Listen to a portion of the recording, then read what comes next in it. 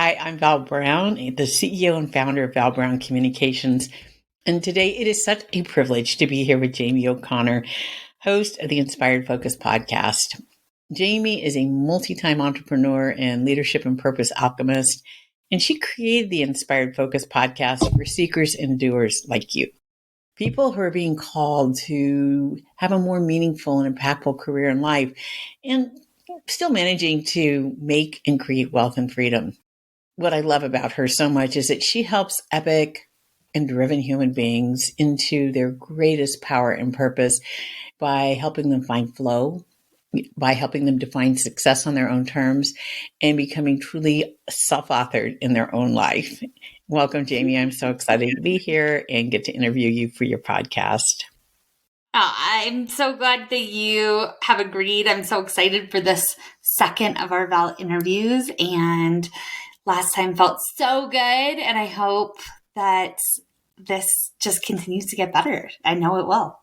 I know it will too, because the last time we got together, we talked about why you started your podcast and what it was like to leave the hustle culture behind. And, just in talking about that a little bit, I'm curious, what is it that you've discovered in your work that you're doing that keeps people stuck in that hustle culture grind?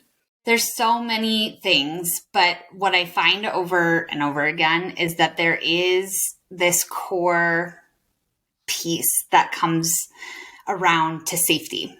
And so often we are subconsciously in our nervous system trying to create a sense of safety for ourselves, and we don't actually know what it is and why we're doing it. And so we're either often like running away from something or trying to create something without it being kind of in our core being of what we really want. And until we tap back into that, until we create that for ourselves and stop either seeking or running away from that sense of what we need, we will continue to be stuck in these loops. And that's often what we do as entrepreneurs. What's coming to me right now is kind of that, a lot of us who step into the realm of running our own life, becoming entrepreneurs, we want to take back a sense of control that we've lost, and we don't want like other people to be telling us what to do, and we want to create our own freedom. And an underlying piece of that is that we want to create our own safety. What is interesting is that it seems like to me in the hustle culture, because I was a gerbil, I was on the wheel for a lot of years, And so a lot of it becomes about that paycheck and, all of the sort of the physical things that you think create safety. And I'm curious, what are some of the things that like now that you have gotten past that actually are the true things that create safety? Oh my gosh. It's interesting because it's definitely different for everyone. And what I would say is that most people don't actually know what safety feels like for themselves. Most people don't actually know what it feels like to be safe in your own skin, which then keeps us from our inner knowing and our inner intuition. And yeah, sure, we can talk about like women have a tendency to be a little bit more tapped into that, but men have a deep intuition. I mean, we have friends, mutual friends like Mike and Nick, who are so incredibly deeply intuitive, and they're so in tap with that. And there's so many men who have that opportunity. And we often were never shown how to create a sense of safety within our own beings, which then means we like, that's the minimum layer to know what you really, really want. If you don't have that, if you don't feel like you can trust yourself, if you don't feel like you know what it means to step out into the world and be good, be okay, be really in a space of I am taken care of and I know I will be, then you're going to be looking for other mechanisms all the time to create that for you. Yeah, that external seeking actually is what creates the gap that creates anxiety. Um, well, I mean, because I mean, your parasympathetic system, right, is out constantly looking for, is it safe? Is it safe? Is it safe? And if you Yeah. don't know what safe is, Yeah. then your body is going to be constantly going red flag, and then you end Totally. up. I call it like living with your throttle wide open. It's just sort of like everything is makes you jumpy, and so Totally. what are some of the things that you started to do that helped you to find what is it that creates safety Yeah. for you? For me, I had done years of therapy, years and years and years of therapy. I had always, I'd done a lot of like yoga and all of the things that we are told are supposed to help you with anxiety and depression and this constant feeling of need. And so it would work for a while, and then I would fall back into old patterns. And even so much, like I was in 12 step for years, and I am a really, really big fan. I was daughter of an alcoholic and nearly married another one, and had a lot of that experience. And so I was in Al-Anon, which was the friends and family of alcoholics. And I went through all 12 steps. I had a sponsor. I did that deep work. And that was actually, if I could name anything that was early on, started to help me develop my own sovereign sense of safety, my own self-authored place of safety. It was that, because it taught me personal responsibility. But it was like planting the seed. And when I would continuously fall back into these old patterns, or fall back into deep anxiety, or fall back into deep depression, I knew something had to change. And so I started personally exploring what most of the world would consider alternative, right? So I started exploring things like hypnotherapy and inner child regression and psychedelics. And then that led me down a path of exploring somatics and the mind body connection, and recognizing that I was having like body triggers that were then causing anxiety triggers, because I was having all this stored trauma inside my body, things that I thought my years of therapy had helped me deal with and hadn't. And so, like, allowing myself to open up into those things and be open about the fact that I could change this, that our minds are plastic. Like, there is neuroplasticity that we can change, and that is being proven over and over and over again today. And that stuff was deeply, deeply affecting my business and my ability to actually figure out what I wanted, what Jaime wanted, and not what everyone else around me my entire life had told me that I wanted. I just want to take a minute and let that soak in. You know how big that is when you when you finally come to the place where it's like, this isn't working. I don't want what other people think I should want. I obviously am not doing what it is that I want, or I wouldn't feel this gap inside, this longing for that connection with my own safety. And so it sounds like to me, what you had to be willing to do was actually, it's layers. There were a lot of layers. And one of the things that I think is really interesting is because from a really early age, I kind of bucked the system, right? I started being an entrepreneur young, and I would go back and work for other people, and I would get called back into like the matrix or whatever you want to call it. And I have to get my MBA because that's what you're supposed to do, and realize it wasn't for me and go back to being an entrepreneur. And like, but I regularly did what most people thought was out of the norm. traveling a lot by myself in a lot of South America. I did a lot of this kind of stuff. And so it was actually this really big challenge for me to recognize that I had been deeply kind of indoctrinated by the voices and society around me, because I had all these examples of how I never did that, how I only went my own way and I built my own path and don't tell me what to do. But the reality was I still had that underlying stuff. I still had layers and layers and layers of not me that I wasn't recognizing. And I was depressed and anxious and not following my truest path because of it.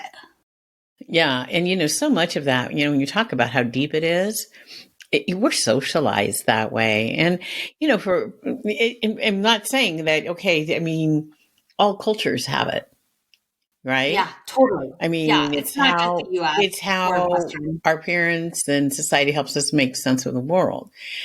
And we don't get the skill on the other side, though, that says these are like practical norms, right? What ends up happening is exactly what you did was you rebelled, because it was like, you are not the boss of me, right? Yeah. And so going out and doing all these other things, which I think is fantastic. I mean, the courage that it took to do what you did has made you who you are today, and is so well aligned with being an entrepreneur. The risks that you are willing to take and the adventures that you have. So I think that there's a skill set that you get from that. I'm curious, how do we earlier on in young people's lives help them understand the balance between that, where it's not an either or? It's like, yeah, okay, this is what society says, and I have free will to make my own choices.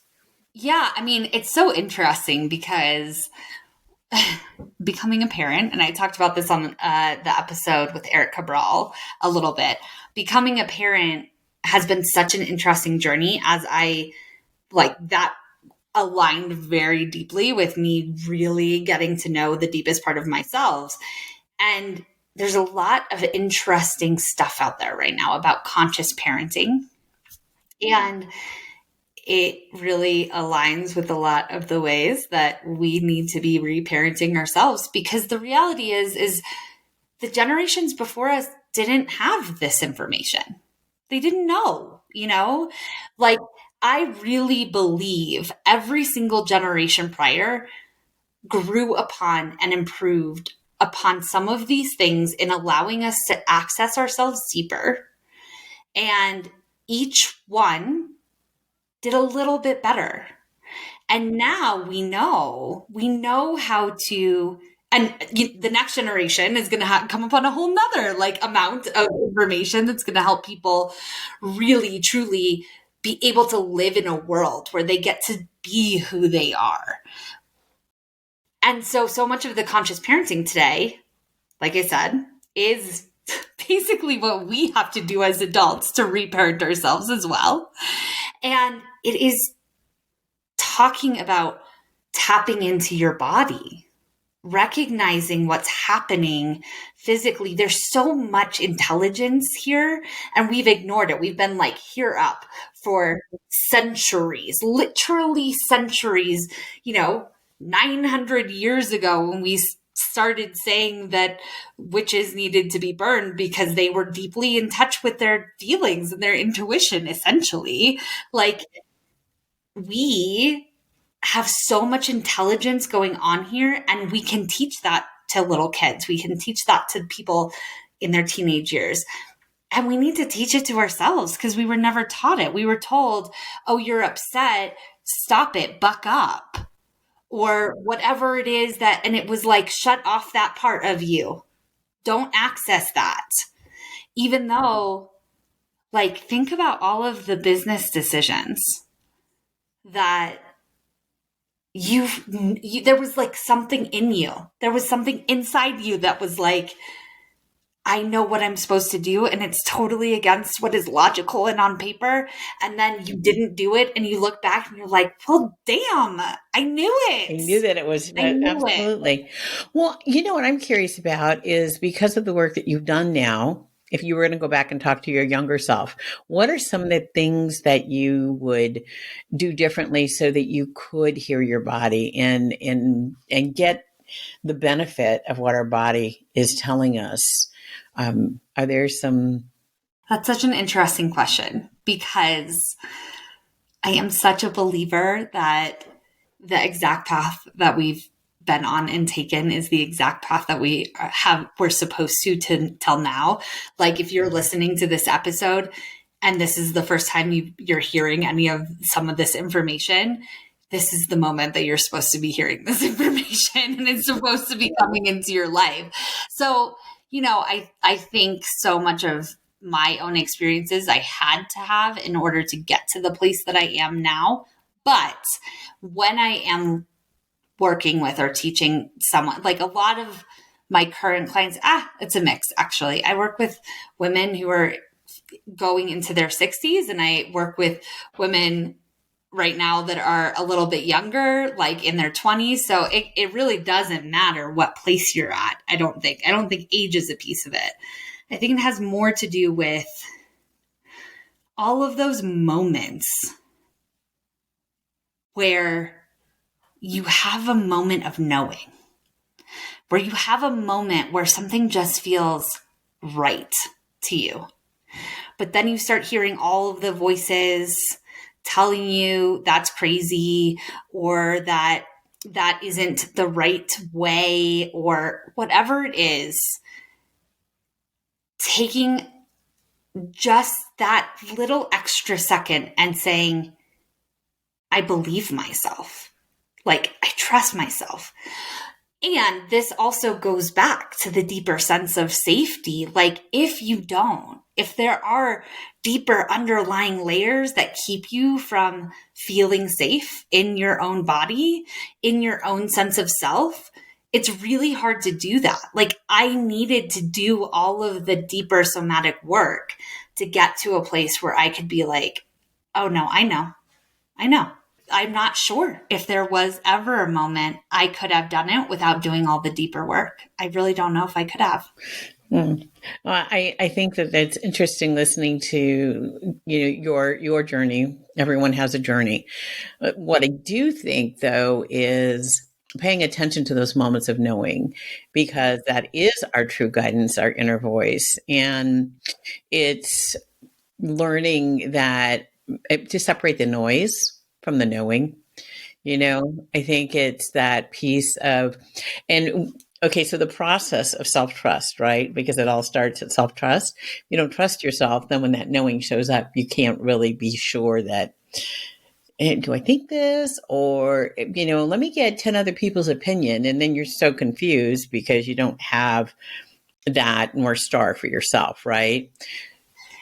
Yeah. I mean, I actually think it starts before self-trust because I think you can't get to self-trust at all if you have this underlying belief system that tells you that whatever is going on is not something that, again, that is safe, right? So like we have a time frame between 0 and 7 where if we have experiences where we were told that like something's wrong with our body, or we're put in a lot of situations where we didn't have an external blanket of safety, those things are affecting you in your adult life. And dealing with that stuff is the reason why you often don't have self-trust. Dealing with those big pieces and allowing yourself to go there, like allowing yourself to recognize that some of this stuff is really underneath all the layers. Then it's a process of it's uncovering that stuff, accepting it, loving it, hearing the intelligence underneath it, and then getting to start the self-trust process of, oh, there was that moment that I knew. there was that thing, recognizing those different pieces and starting to just play with them and have fun with them. Like, this doesn't have to be this scary, horrible thing. We get to have fun with it. And that goes into a whole other thing of my opinion of like being that there's something wrong with everyone. I think that there's nothing wrong with anyone. I think this is all, we don't need to heal from everything and fix everything. We have so much intelligence in all of this stuff. Yeah, and I think that point that you made about playing at creating and having fun with it is, I was reading something today about, I'm really big on just, that the joy in the moment, right? And asking yourself, like, if you ever catch yourself with a grouchy look on your face, it's like, what do I need to be grouchy for, right? There's so many good things. Yet we get so serious because it is this, especially in the hustle culture. Did you do this? Did you do this? You got to do this. Oh, am I doing everything right? And it washes the joy out of the moment. Oh my gosh, totally. It so does. And it's so funny because when I started the healing process, if you will, and for those of you listening, I have air quotes because of what I just said. I took the same approach as I did with business. I was like full force, all in. Like, I was a trauma hunter extraordinaire. Like, I was like, I'm going to find all of my deepest, darkest wounds and I'm going to fix them all. Like, I just went really far with it. Like, oh my gosh. And one of the things, which again, it was part of my process. I had to go through it. What I've found now is that contemplation, play, a willingness to fully accept humanness and stop freaking shaming every single possible pattern that we have and belief system, and recognize that on the other side of a negative pattern is such a beautiful genius. We were just never given the opportunity, the tools to learn how to use it. Like, that was a huge part of the release. Like, I and everyone else around me is human. We are human, having a beautiful, amazing human experience on this earth. Whatever your belief system is, that you chose to be here, that any of it, like, we're having this incredible human experience, and all of those things have taught us something and created a golden thread of purpose for us and are here to guide us in all of these pieces. We don't have to go find all the things wrong with us, because when we start to recognize the places where we don't feel safe, the places where we're repeating patterns, and we look at them with contemplation and curiosity instead of, what do I have to fix here? So I was just talking about this with the client. If we can say, I have a tendency to feel really unimportant when this one person talks to me all the time, and I get reactive and triggered, and I feel like, oh my gosh, why are they taking advantage of me? If we can look at that and say, I wonder why I do that. I wonder what that's about. Instead of, I need to fix that reaction, you're going to have these light bulb moments of like, oh, when I was 5 years old, my teacher constantly told me I wasn't important and nothing I said mattered. And that has stuck with me my whole life. And like, it dissolves. And there's things we can do. There's somatic exercises. There's stuff that, like, if it's really holding on, but it's incredible. Once we let go of, I have to be fixed, to curiosity of, I wonder what that's about. We see beauty. We see like, oh my gosh, or wow, I have so much empathy for 5-year-old me in that experience. Of course she felt that way. Of course. And the willingness to say, wow, I don't want to carry that with me anymore. I always use, the analogy of, like with rocks, that they're a symbol of the stories that we tell ourselves, and we carry them around in our pocket and we forget that they're there. Yet, we are subconsciously in the situation like that. pulling All them the out time. and going, but it's true. It's my story.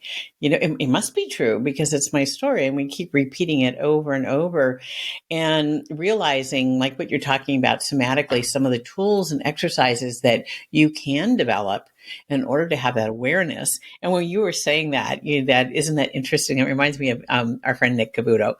Nick always goes, and it's so perfect because if you think about it, he just kind of goes, "Isn't that interesting?" Isn't it interesting? Can you I just hear love him it. saying that? I can. Totally. I can. And that is, I mean, I think that's one of the reasons that I felt like such a kindred soul spirit brother, sister to Nick the moment I met him, because I think we both take that approach of, well, isn't that interesting? I wonder what that's about, instead of self-shame, instead of saying, God, why do I react that way? And of course, again, we're human, so it's very normal to react with, God, what's wrong with me? Or, oh my God, I'm hurting people. Or, whatever the thing is that makes you want to change. But then if you can see that, piece and start to say, yeah, I don't want to behave that way anymore. But instead of going to what's wrong with me, why do I behave that way? I need to fix it. I have to heal something about me.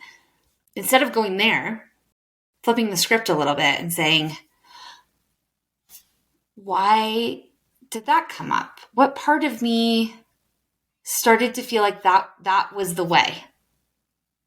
And then you get to kind of unravel it and say, oh, yeah, I see where a version of myself at some point in life felt like I needed to protect myself from this behavior, from behaviors that were outside of me. And I created this survival tool. I created this survival mechanism I thought was going to create safety. And for a long time, it probably did, right? There was probably a part of you, whether you grew up in a traumatic situation or you had a beaver cleaver lifestyle. Like, this is true of everyone. And whatever it was probably did protect you in some way for a period of time. And now you are a full grown adult trying to become a self-authored human, and it's no longer serving you. It's actually getting in the way of you accessing your own ability to know. And it's time to say, thank you. I see you. Show me what's underneath it, because there's something about me that is unique and beautiful and genius that was hiding underneath that. What a happy what a happy thought. And I mean, if we think about it, and talking about shame, because shame is such a low vibration of energy, it's like way, way down on the scale. And so when you start giving yourself this space to have that little inquiry about, isn't that interesting? I wonder what's underneath. Then we can start releasing those stories. And there's actually, I call them coping behaviors, right? And what's really interesting what you're talking about, how they no longer serve you. Well, a lot of times they're masked because in a certain situation, they're helpful. They're useful because, it is tough when you're first trying to get started and you need to have a sense of, I can do it. There's a lot of things that come up that you need to prevail, and so it's these coping behaviors almost are rewarded. And this is something in a lot of people that I've worked with when they first start their own business, there is this sense of they're lost because society has said, this is what success looks like. And then you do this, and then you do this.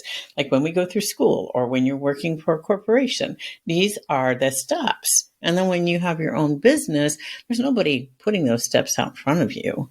And that's where a lot of this stuff comes up. It's like, well, this worked for me before. It's not working now. Right? Totally. I mean, I talked about this a lot in my Mike Kim episode and I think Jesse Elder's episode will also be out before this one is, about the fact that entrepreneurialism is like, it's like a master's degree in personal development and growth if you're willing to accept the challenge, because oh my gosh, like talk about you're ripping away one of the mechanisms society tells us gives us a safety net, right? Which is a paycheck. You're ripping that away. And so you're all of the sudden faced with all the things that we have to deal with. And we're like, I don't feel safe and I'm trying to figure it out. And we go to hustle and grind and we do all these things to try and create that, which is full circle to the, the start of this whole conversation. Like that, yeah, if we are so confronted in this journey of all of those places, exactly like you just said, where we have to explore it and face it because it's coming up a lot. It's coming up a lot. And, there's a lot of people who go the direction of materialism to fill that gap when they're in this world, and outward masks and outward appearances. And then there's a lot of people that heed the call and are like, okay, like I chose this. I'm ready to look at what it is, like what's going on. How do I create the life I set out to create? And speaking of which, I think we could, this will be a theme going forward, period, because it's the root.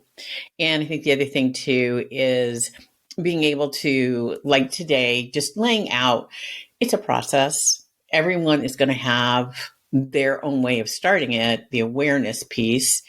And it's not like snap your fingers overnight, but you can also have fun doing this. And totally. Yeah. And speaking of fun, I know you've got some really fun stuff that you are doing right now. And I don't want to give away any secrets, but can we just get a little preview of things to come here? Well, yeah. So, I mean, to that extent, I think one of my most exciting pieces is the retreats I've put together, and the one I have coming up. If we still have a bit of time, which means that you have plenty of time to do a payment plan that is super low, if you're interested. But we have the Flourish Baja retreats, which is May 21st through the 26th in Todos Santos, Mexico, which is like this beautiful Pueblo Magico, just so much incredible energy there and spirit. And so like just the opportunity to deepen into that. And really the idea behind it is purpose through play. And don't get me wrong, we will be doing some deeper exploration into all of the topics that Val and I have talked about today. Like you and I really got into some of the core things that happen.